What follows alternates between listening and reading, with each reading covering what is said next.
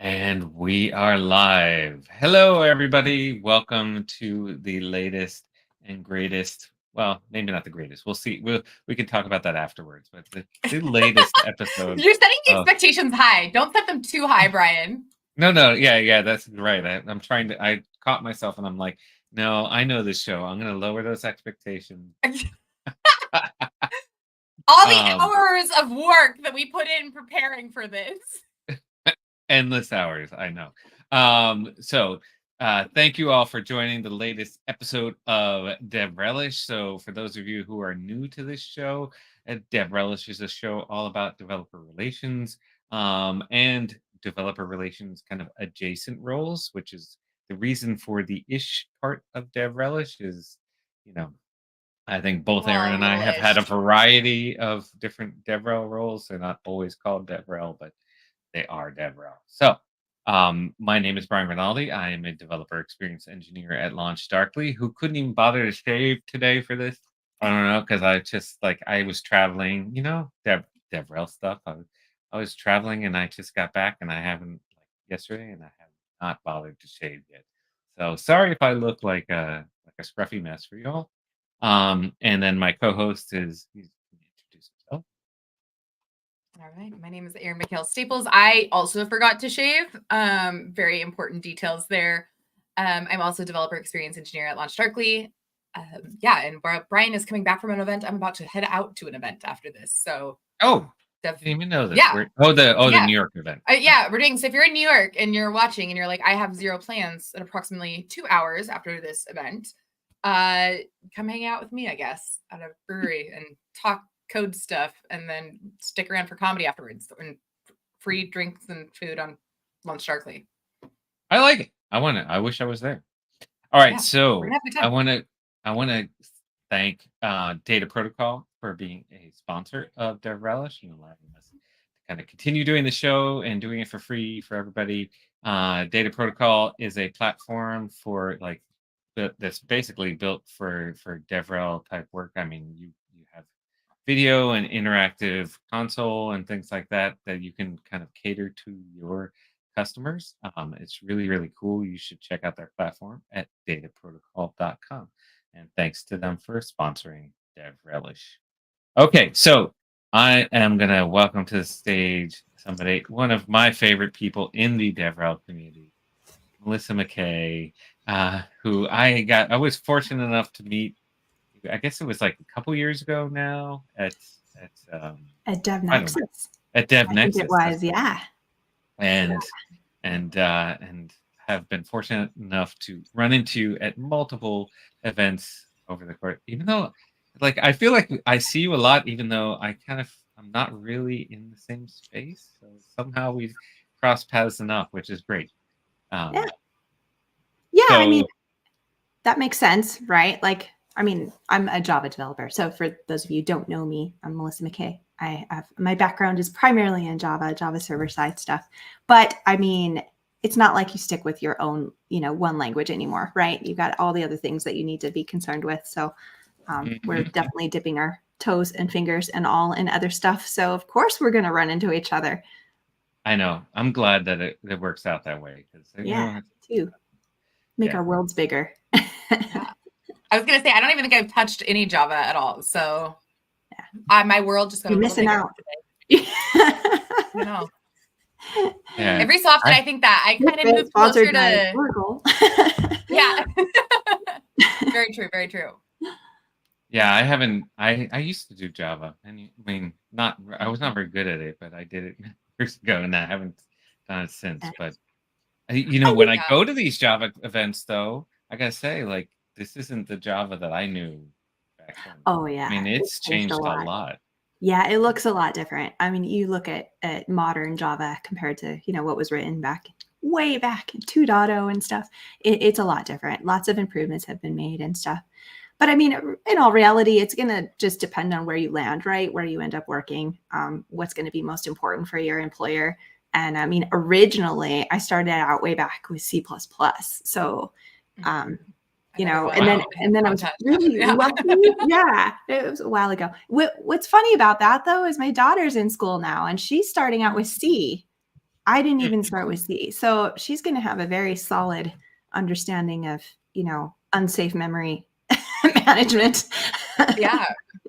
It's Yeah. so interesting. Okay, so because I feel like there is every community and every like language community, they have their own like stereotypes and niche. Like I very much came through and probably have the most experience through PyCon. I'm involved in PyData and very much came up through the Python programming was like the first language I felt very comfortable in. Mhm. And still like if I have to default to something, I'm probably going to do it in Python.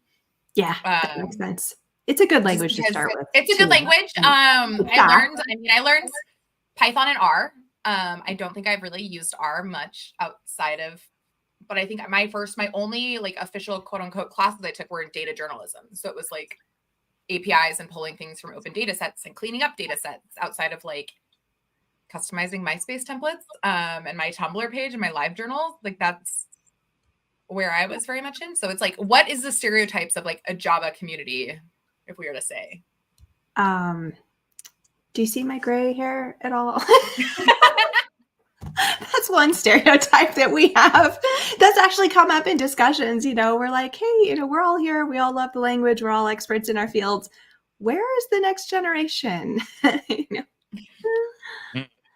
So yeah, that's one stereotype. Another, we're pretty solid folks. The community is big, very supportive. I run into these folks everywhere. Very kind, very lots of mentorship happening there. It's a great group of people. It really is. I love that. And also, again, it's just going to depend. Like if you're, in industry, if you're, working on, Java server-side projects at work or whatever. I was just thinking like the type of work that you do, whether it's going to be, something where, like you said, R would make more sense.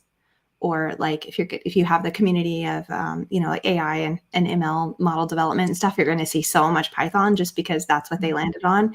And it's like once you start and with that foundation, you just keep building on that same foundation. No reason to rip it out and start with a completely different language, right? Totally. We all just want to keep going and keep getting better where we are. So that leads me to the question, because we usually start by kind of asking folks like how where they kind of started as software engineer and like how they got into it, and then how that led them into DevRel. Yeah, that's always a fun question to ask, because lots of curiosity there. I always ask people that too. Everyone has a wildly different story. Mine, I had no idea that this is what I would do. I really didn't. None of my family is involved in anything related to software at all. No, I didn't even really have a computer at home for a long time.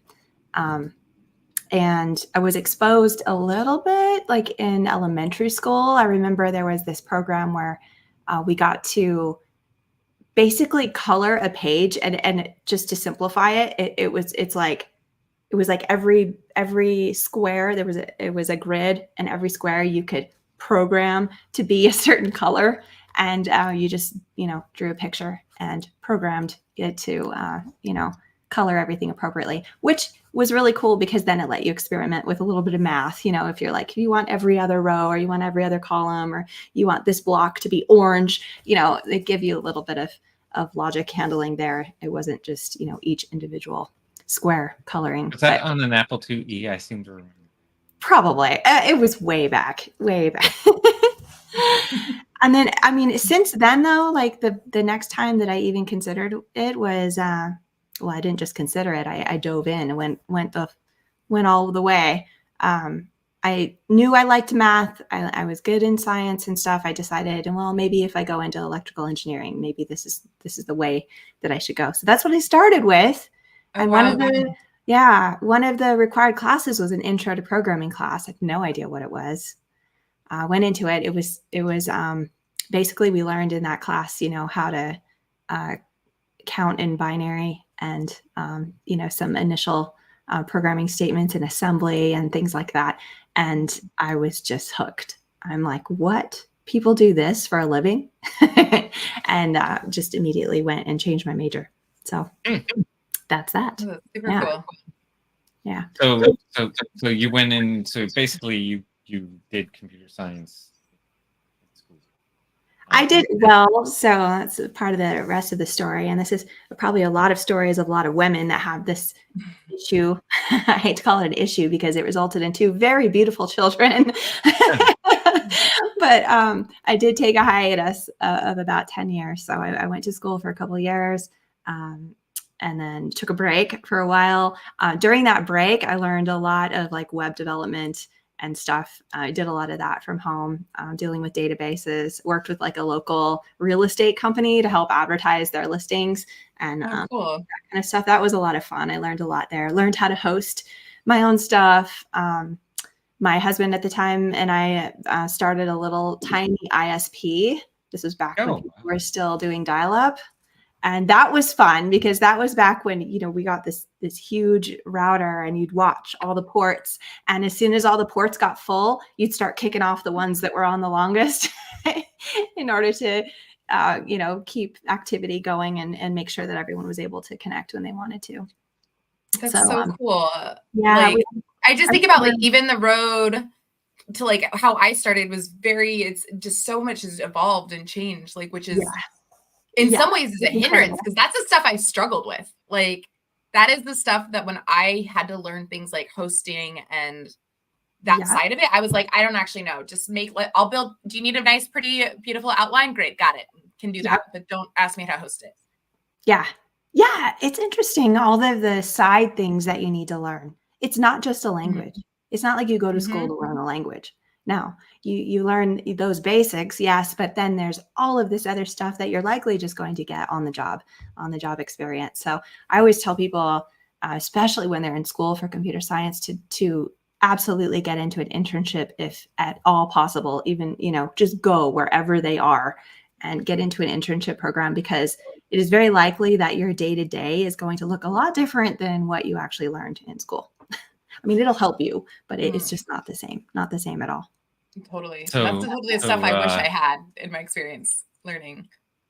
Yeah. Yeah. So I think this is Jean-Philippe asks, how old is DevRel? And I'm like, I mean, older than I don't know. I've been doing it for 15 years and I was certainly not the first. So it's been around. I think it's an interesting position. I've only been in it for 4.5 years, working on my 5th year. Was a software engineer for a long time before that. And it's a very different role, right? I mean, it's a lot more social, a lot more public speaking, a lot of traveling for some of the roles, especially for developer advocates for speaking at conferences and stuff. Yeah. I used to tell like folks who get into it, okay, but it depends. What is it you want to do? Do you love like sitting and programming all day? And if you love that, then don't do DevRel. DevRel. Not the job for you. So speaking of that, what made you make that switch? Oh, that was fun. So so after my hiatus, went back to school. C++ was no more. They weren't, you know, it was now Java land. Java was out there and that's what was required for me to learn to graduate. So did that. And then got into working in that field. I ended up taking this. This is just pure luck. You just got to be, you know, in the right place at the right time. Or maybe a better piece of advice is when an opportunity comes, take it. Don't say, I don't know, maybe I'll do it later, because it won't come again. Just take it. Just do it. Take the jump. So I took a advanced programming in Java course at my work. They had offered it to several engineers. There's like, I don't know, 6 or 7 of us.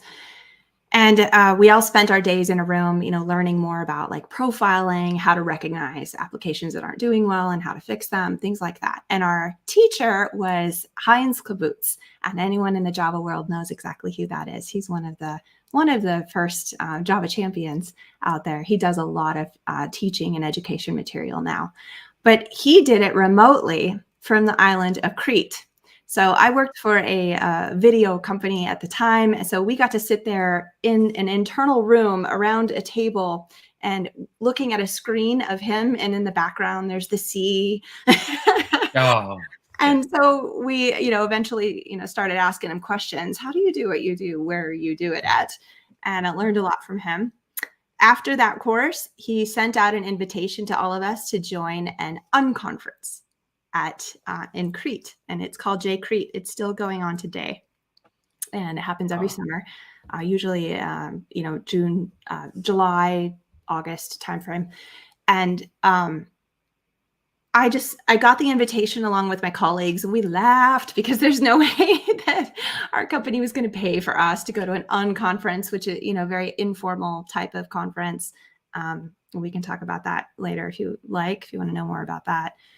And so we just kind of left it. A couple of us looked for, tickets to, possibly Paris first and then to Greece. Laughed about that for a while.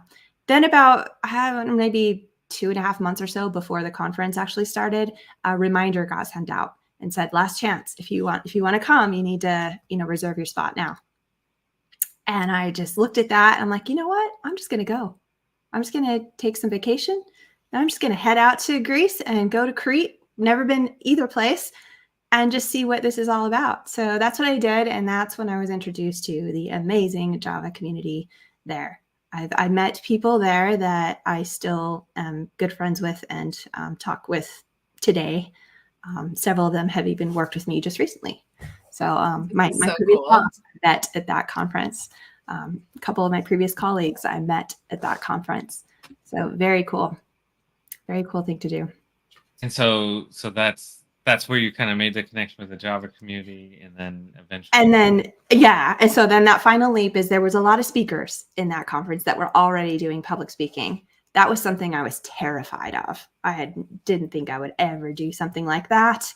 And also my kids were young at the time too. So the idea of traveling a lot just did not fit well with my lifestyle at the time.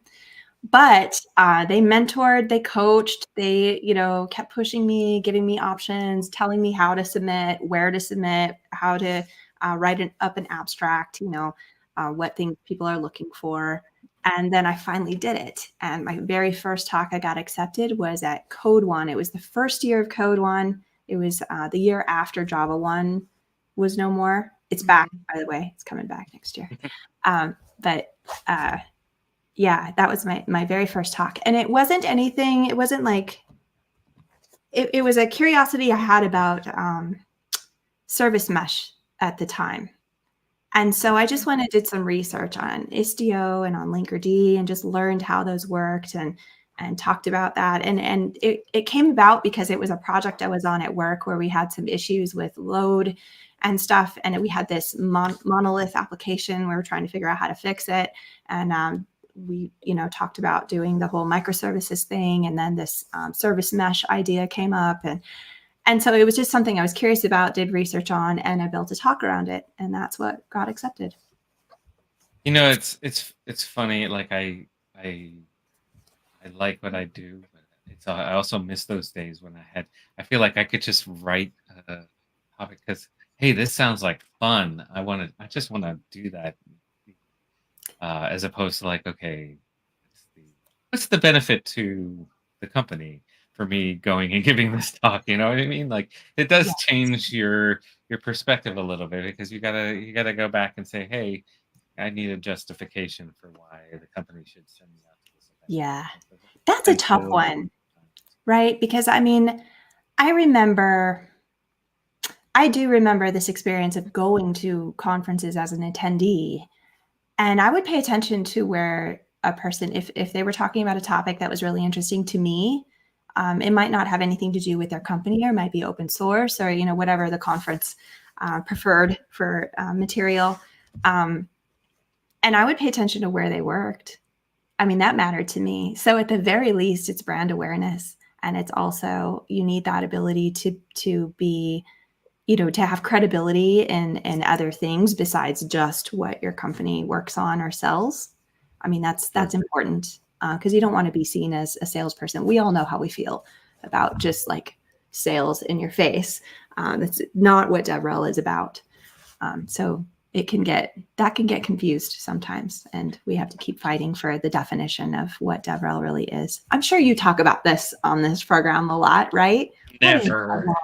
What is it Never. actually? Yeah, we're never arguing about like what. Oh my god, I was just talking about this at that conference I was at the past couple of days, because one of our other guest, Mary Thingvall, was there, who's written a book about DevRel, Yeah. business value of DevRel. Just everybody was kind of just talking about, I guess, at this time right now, it's a little harder to get that because budgets are getting cut, and so it's like, oh hey, before it was like, oh, yeah, you want to speak at that event, go, that's fine. And now it's like, well, what's our ROI on that event? Yeah. I mean, you've seen it, people when they get up in a conference and they turn around and they take a picture, they take a selfie of themselves and the audience. There's a reason we do that. I literally explained that to someone the other day. They're like, well, how do you know? And I'm like, I remember like keeping the notes app in my phone. And like, I used to have to do trip reports at my last company that was like, who did you talk to? And it would be like a notes app of like, I talked to this person and then this person and then this person, and then going in later in a spreadsheet and being like, where did they work? Let me go find up with them. Let me go follow up with them, but not in a weird way. Yeah. And make sure that they're opted out of all the marketing crap. Yeah, exactly. Yeah. It's hard. It's a kind of a push-pull thing. Like either you see the value or you don't. It's really hard to measure. But think about this. This was something that a mentor talked to me recently about, and I thought it was kind of a good perspective on the situation we're in right now. So we have this problem with, we want good speakers, we want people that know their stuff, but we remove them from the actual engineering role in order to do that full time. And then on the other side of it, we have our full-on engineering roles that has wealth of knowledge, things to share, but they don't have time to, or budget to go travel and go to conferences. So what if like each organization had a little bit of DevRel rather than DevRel be like a separate organization and an isolated group of folks? What if, DevRel was an attitude that the entire company had, and we supported our engineers a little more, especially when you find a good engineer that is also a good speaker. I mean, this is somebody that would do, brown bags during their work days, that would mentors for other engineers. These are good speakers usually. So if we supported them a little more, gave them a little more training, on public speaking and stuff, and the budget to travel, even if it was a limited amount, that would still be, I think that would be helpful for a company. Yeah, we used to do that actually. We had kind of like a speakers bureau internally. I don't think we do that anymore. But it used to be like, oh hey, if you're just somebody who works here and you want to go speak at an event, you could apply to get get your trip funded and funded, so you could go as an engineer or whatever, go speak. Yeah, I think that's a great idea. It's a great huge perk. And I think the other thing that's really interesting is when I moved into DevRel and was even looking for this most recent job, it is so important, I think, to very much dial in and specify what is the goal out of this, right? What is the, and that's when I interview now, it's I'm looking for when I was interviewing here and I was looking at for my next, I had companies that were well, we need you social presence and YouTube views. And I'm like, because I do think that they're with kind of the recent, we've seen DevRel laid off a lot. And I don't want to be well, they deserved it. But at some points I'm you don't want to go to a talk or an event when it's so vendor promo, or it's you're listening to someone who doesn't actually know what they're talking about. They can't solve anything. Exactly. You're talking about me, aren't you? Actually, I'm is that more actually on a self-reflection? She says that she's about to give a demo tonight. May the demo get God's be in my favor. You've already burned it now. They're now the demo comes. I'm gonna get zapped in an hour, so I hope everybody keeps the drinks going tonight. Yeah. It's complicated. I know it's difficult. I know one of the things I struggled with is just figuring out, and like you said, having a goal, and maybe another way to look at it is like, what does success look like? And if you're looking at positions and they can't describe to you exactly what success is, you're not going to be happy, because you're never going to feel like you're doing the right thing, like you're doing what you're expected to do, or meet the expectations. Yeah. I think it's it was a lot easier when back in the day, even 4 years ago, or post COVID, I think companies were like spending freely, and it was just, there was a lot less. We need to show ROA for that. Which I mean, I'm not disagreeing with that whole philosophy in general. Like, I think events are as a part of DevRel role, like it can be very expensive. A lot of startups don't even they're like hiring DevRel, and they're like thinking, well, we want to be at these events. It's like, okay, but do you understand it's not just the flight and the food and hotel? That's already a significant cost. And if we get a booth, that's another major cost. But it's the time prepping a session, and the time lost at the event, and the time traveling to and from the event, and so there's just if you kind of tied up all that stuff, events are a very expensive bet. So I get it. I get the reasoning. I'd like to add getting sick after the event. Oh yeah, the getting sick after the event. Yes, that happens a lot too. Yes, the conference crud is very real. Have done my share, and it's only gotten worse. My post PyCon COVID crash was a solid 10 days. I think I was just dead. It's like I'm dying. Yeah. There was a point when stuff started opening up where you could not go to an event. Like, it was basically like, okay, I know there's no way I'm gonna not get something. I should Airborne has been my best friend. I buy it in the bulk package. Nice. Yeah. Even if it's a placebo, I hope it works. I will. I drank my Airborne today. Even if it's placebo, as long as it works, you're good. Yeah. If I believe in it hard enough, right? That's how the placebo effect works, right? Yeah.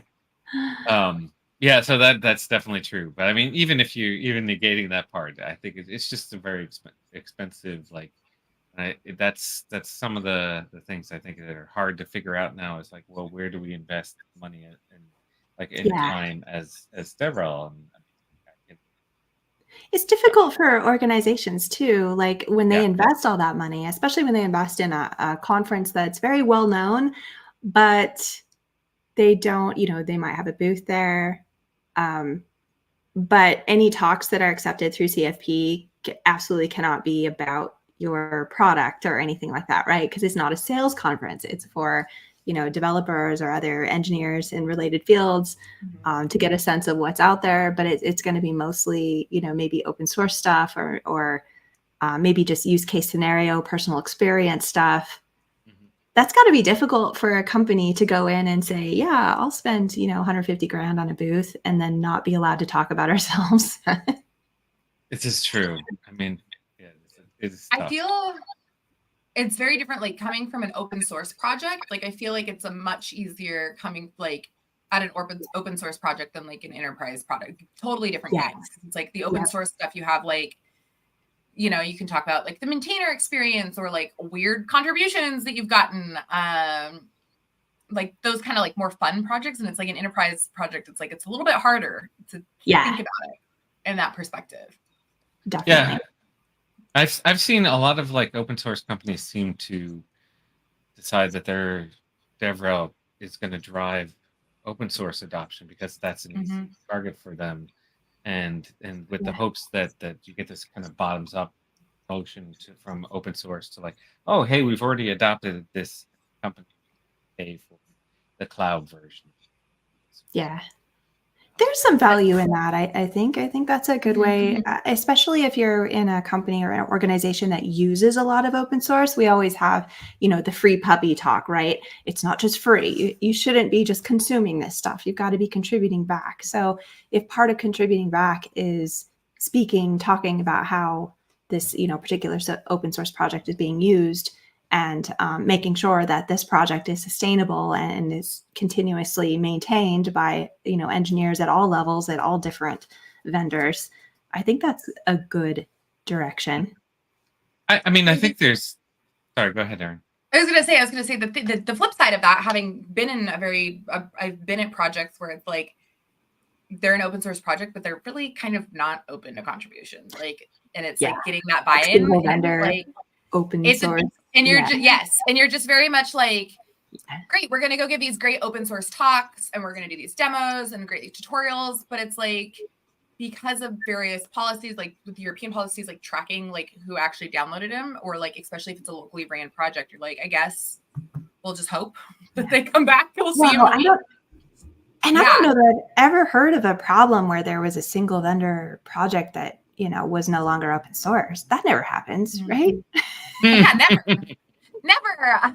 Can't think of any major ones that might have been in the news recently. Oh. No, I haven't heard of this. You'll have at all. Yeah, we won't name names, so it's not so. Anyway, but I do think like you, Melissa, to your point. Well, to both of your part, because we kind of emphasizing the same point, but it's just like I think that I've had this thing. I've been meaning to write it up, like about how we have to treat like community as.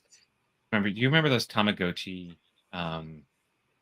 toys? Little keychains? Yeah. The little keychains. And so you had this little animal or whatever, right, on the Tamagotchi, and you couldn't play with it unless you fed it and took care of it, right? Like, and I'm always like, okay, but community is kind of like a Tamagotchi. It's like, I can't just show up and say, hey, come play with me. And it's like, and everybody's going to be there like, no, hey, you haven't fed us yet. We haven't, you haven't done anything to care for us yet. Yeah. Like, we're not ready to play with you. And that's like, I think a lot of companies come in with this, like, okay, community is something we want something from, as opposed to something we're giving something to. And it doesn't work in only one direction. So, but it's hard because the payoff for like feeding them basically is it doesn't come immediately. It's just part of like building kind of the foundation that you can kind of have that solid community on top of. That's the hard thing. It's not trackable success. Like, well, here's a really good example. See this t-shirt? I'm wearing a jFrog t-shirt. Okay. 5 years ago, or maybe 6 years ago now, I went to a conference and I stopped by the jFrog booth there. I didn't know who jFrog was. I used Artifactory. I was an engineer, but I didn't even put that together. This was not something that I really cared about at the time. And I grabbed a t-shirt because I thought the t-shirt was cute. And then 4 years later, a job opening and some colleagues that I knew very well joined jFrog. I knew exactly who jFrog was. That's where I wanted to be. The timing was good for me. I went specifically to them to look for a position and got one. So, I mean, how do you track that as a recruitment tool, right? Recruitment tool, or, I mean, I think about, I was talking to someone literally a couple weeks ago, and we met 3 companies ago, and they were like, hey, I actually am using LaunchDarkly. I really am enjoying it. If you ever need anything from me, a case study, etc., let me know. I'm happy to help. And this is someone who, like, apparently our sales reps have been trying to get a hold of for a case study for freaking months. Nice. And it's like stuff like that. Or like at my last role, it's very interesting, like being a smaller company, like DevRel also included ecosystem engineering.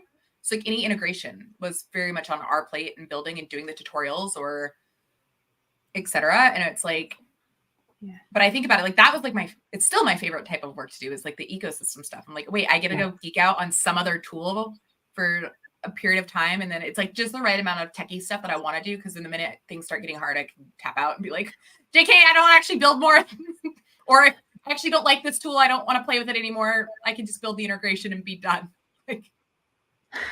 So Phil has a good question here, and I'm a little bit biased. I'll save my opinion for the last. But have you found online events starting to pay off more?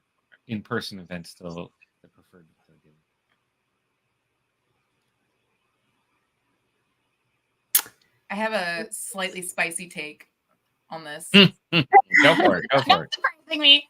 I think on like when it comes to events, whether they are online or in person, you have to give a damn about what you're doing. Like, and I think the biggest problem is people go to an event or they put on an event and they're like, man, I did the same thing we did 30 months ago and it didn't do anything different. And I'm like, yeah, you're right, because I've seen it once. It can now be a YouTube video, like, and things like this. You have to be like engaging with it, or like, again, like I love what Henri says, like about being very intentional about it. Like, how am I doing something differently, focusing on that connection? Like, I can very easily speak, like, we had probably one of the best conference experiences of my life I did at PyData Berlin last year. But it was because like I spent weeks working with a team to put together a tutorial. We did a workshop 6 weeks later. Then we did a blog on it. And then we did an advanced workshop, but it was all building off of the same skill set. But I was given the time and the resources and the energy to invest in that material. But like, have I seen that type of result from a conference ever since? No, but I've also never had the resources, ability, or bandwidth that we had. Yeah. So it's about giving a damn. Melissa, Yeah. right now, it seems like you all focus a lot on in-person events. For now, yeah. I mean, we were all in. I was hired February 2020, so I was ready to travel, and my children were old enough, and I was ready to get started with that career. And then the world shut down, of course. So then we were all in on online events, and they're surprisingly cheap in the way of like you're not paying as much money for like a physical booth at a physical location, right? You're not paying for plane tickets for everyone to arrive and things like that. So financially, I could see why people would be pretty hopeful.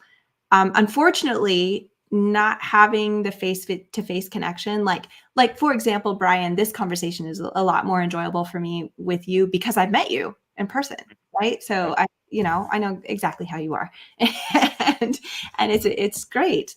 But when you're meeting just random people online, I mean, it's so weird. It came to a point when I couldn't remember who I'd met online and who I met in person until I realized, do I know how tall they are or not? That's how I would decide and remember who I met. So we do put a lot more money in the in-person events now. We've scaled back on events, so we're very picky and choosy about the events themselves. But as far as like online material, I mean, as DevRel, we're certainly expected to create the online material. And I totally agree with Erin that it can't just be like 101 content all the time. I really like the progressive material like you described. I think that's really good for people, and it can meet people at different levels and engage them quite a bit deeper and a lot further, and you get more of their eyes and attention on you, doing that. And they actually learn something. And that's ultimately what we're about, right? Even when we come up with talks for conferences, ultimately you've got to keep your audience in mind. I remember the first time I went to a talk at a conference, and it was supposed to be something that I could learn from, take something back to my team, teach my team. And it was a vendor talk. And I'm like, wow. I'm not going to sit here for the next 45 minutes and listen to how to work a piece of software that I don't have. So I left the room.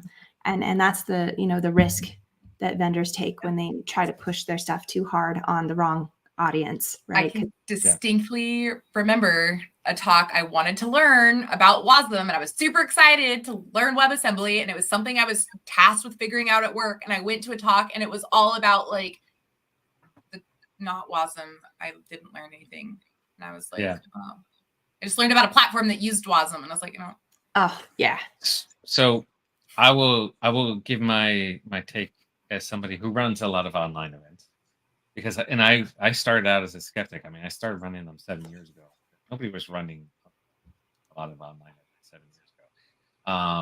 And say part of the problem we had like during COVID and like post COVID was as virtual events trying to be like recreate in-person events, and you don't get the like even as a company, like when I sell companies on sponsoring my virtual events now, I'm like, listen, the audience at the moment of the event is not unimportant, but it's not that important. Like that's when you go to an in-person event, it's like everything's about who shows up at that moment. And I'm like, but as soon as this event is over, that's where the content's almost like that's the start of the content, because then we take your talk and I'm gonna edit it and we're gonna post it and promote it, and then we're gonna maybe create shorts out of it and do other kinds of content from it. I even have tools like you could generate blog posts based on the content of there's just a ton of things you can create from that. It's kind of that's the beginning, and most of the audience is going to be after the fact. No matter how you do a virtual event, most of the audience will end up being after the fact, because they're just going to watch the recording. And if you get a good talk, you'll get, instead of getting 30 people in a room, you'll get thousands of people ultimately watching it. You don't get the same engagement, like you don't get that in-person engagement, but you do, it's a different kind of outcome. And it's just, you can't expect the same outcome as you do an in-person event. That's a really good point, Brian. I'm just thinking of all of the webinars I've signed up for where I couldn't be there at that time, but I signed up for it and hoping to get the recording afterward. And then being able to watch the recording like at a faster speed so that I could have more time to consume the information. And also I'm curious if their audience is a little bit different too, because think about the audience that actually travels to events. Who are these people that actually travel to an event to go to it versus an audience that you get organically online that, saw some advertisement or whatever, joins your event and then watches all these recordings and everything. I wonder if that audience is completely different. I mean, I only have like anecdotal, but I mean, I'd say yes. A lot of the people who come to particularly the virtual conferences tend to be, first of all, you get a very international crowd. And then second of all, you also get a lot of people who just don't have the budget to be able to ever go to an in-person event. And this is the only way they get to go to events. So that's true. Yeah. So I think it opens up opportunities too. I still think you're better off going to, if you have the budget and you can make it to an in-person event, you're going to make connections that are going to be valuable, like you did at JCrete, right? Exactly. You can build a career off of. Right? Exactly. But you can also go to these events and learn a lot. And as a company who's sponsoring them, I'm like, okay, but you're also going to get, different kind of it's more just awareness type thing than it is you're not going to get leads in the same way you're going to get from in person. I mean, you might get leads. There are ways of collecting leads. It's not as easy though. So and they're not as valuable because you haven't my lead at the in-person conversation might have notes about the discussion we had, right? Whereas the lead on an online one isn't really ever going to get you that. So. Yeah, that's true. One other thing about online events that I really liked is I could totally, so especially if my event was recorded or my video or whatever session was recorded, but I'm still there live, in the chat, I could totally, make fun of myself or call myself a liar, get some activity in the chat. And I really enjoyed that because people could actively, ask questions and get their questions answered right then and there. I really enjoyed that. It was a lot of fun.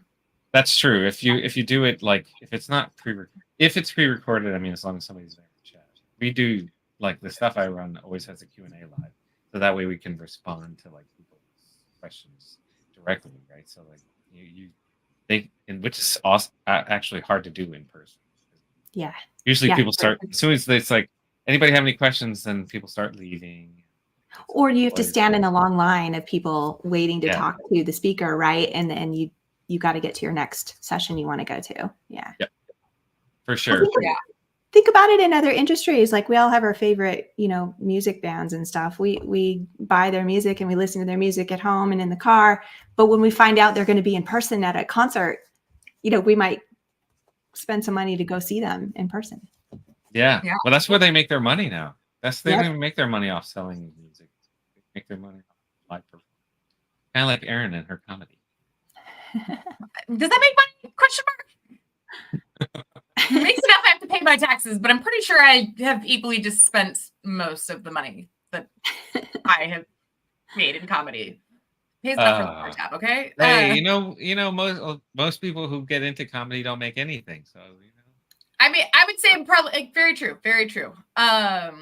We're at a net even. I think kind of bringing us back, like one of the things that I think I really love about online, like if it's just a webinar and it's not engaging, I will totally get the transcript of it and not read it.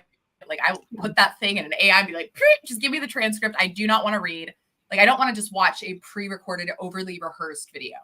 It's not my style. Like I like the very human, personal. That's what I like about online. And like, again, I started in DevRel very similar time as you, Melissa. So it was like joining mostly virtual. Yeah. And getting in virtual first. So very interesting on that side of things. But I think on that flip side, like, and I think that's what we've done is we've just made them like overly rehearsed online and felt like we needed to be produced and not human, which is not fun. But probably one of the best talks I'm looking back and thinking of is actually how I met someone who I absolutely loved. And it was a vendor talk, but he was laid off the week before PyCon last year. And so he was like, well, I have to give this talk, but like, and because like they said I could pay to go, but like I'm technically for hired, but like he tweaked it so it was just like a fun tutorial of like how you can. It was an AI versioning with like generate your own Pokemon and like create different evolutions of Pokemon using generative AI. Very quirky, very fun, but like did it in a such great vendor way and gave us all something that we could all at the end of the talk could go home and make our own Pokemon. And I was like, wait, this is the coolest thing. I'm learning about versioning. I'm learning about data sets and data control. But like also we're making a weird Pokemon in the back of this PyCon hallway right now, which is like the best result that you can join and see within a group. That is cool. That ties into like what Brian was saying about how you were, missing actually working in the code. And that's what we need, right? As DevRel, like we're going to talk about stuff, but we need something to do, like some problem to solve, something to build and a reason for building it, right? Yeah. In order to stay engaged like that. And the audience needs that too when they're learning something new. Which, totally. Erin, I have an idea for you. You need like to build a pickle fact. Oh, I do. Using AI, like, oh yeah. So that is a great. I actually have a rough things I stayed up way too late last night working on is making a dumb Andrew Huberman advice bot. It doesn't work right now, but I have a data set that I built of dumb Andrew Huberman advice. This is I don't even know who Andrew Huberman is. He's that guy that does he was in the new, like he had that whole New Yorker thing that came out. He's like runs the super optimized podcast and he talks about like how to optimize his life. I consumed more podcasts than I actually care about of his to make this thing. He has 3 minutes and 48 seconds of ads in the front of his podcast in the average episode. Not cool, dude. And they're like 2 hour long episodes. And I'm like, how do you have a cult following? But it came out that he actually is like optimizing his life and he actually has like 6 wives, but then gives marriage advice, like 6 affairs and like gives marriage advice. And you're like,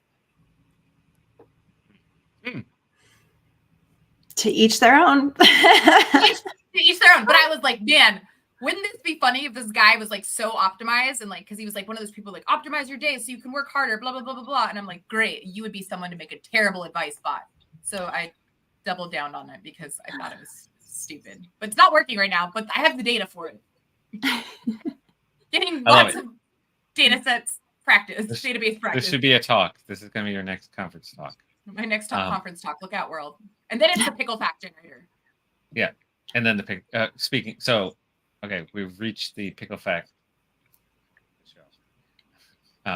So You didn't know you were Melissa, as signing we up for explained to Melissa. you, like, we this is a tradition. Every episode, we end the episode with a random pickle fact chosen by Erin. So, Erin, who is a well, it's not we A are pickler. fermenter, not a pickler. Fermenter. Ferment. I am I a meant fermenter. Fermenting type person. I do make fermented things. I have not gotten a beer yet, though. I've not got it. So I guess it's brewing, but it's technically still fermenting, but brewing. But I guess today is a very science-based pickle fact.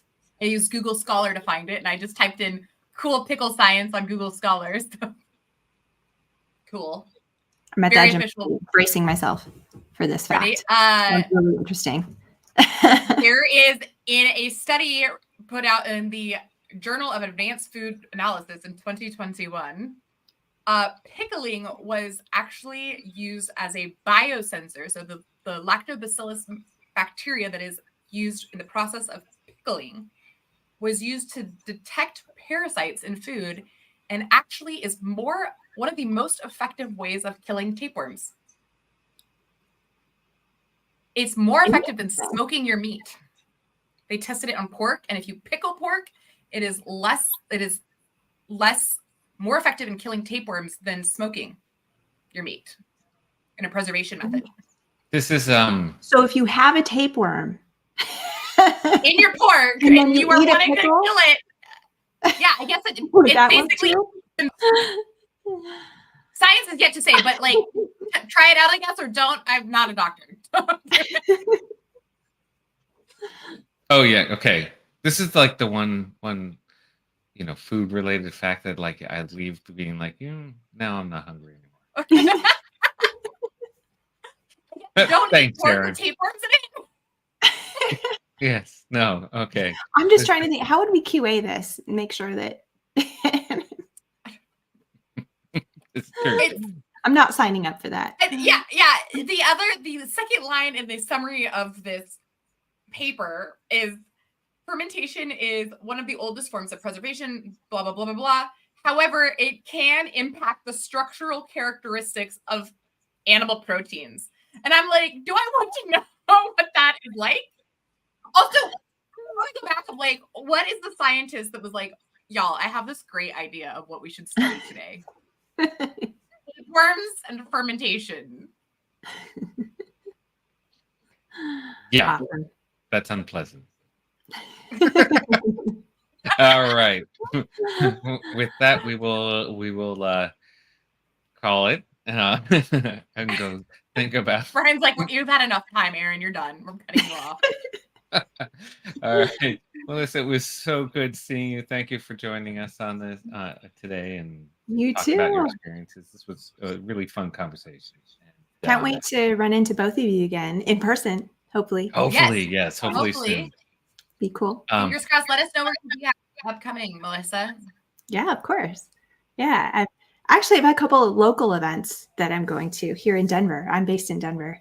We have a Denver Dev Day conference, and then another one called Dev2 Next, which is a Java conference. Ooh, So I'm nice. excited to be. I want to go back to Denver. Been to Denver forever. If you need an Maybe excuse to come, these are really Yeah, great last conferences. year was the last time I went, so I feel like I'm due for another trip. Cool.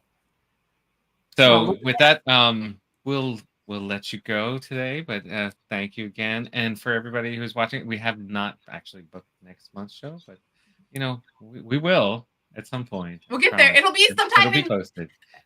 It'll be here in May. Yes, at some point in May, which by the way is already looking insane. But yeah, I'm on the road 2 weeks in May. It'll be there somewhere. All right, so we'll look for that on cfe.dev. So we'll see y'all next time. Awesome. See ya. Bye. Kyle.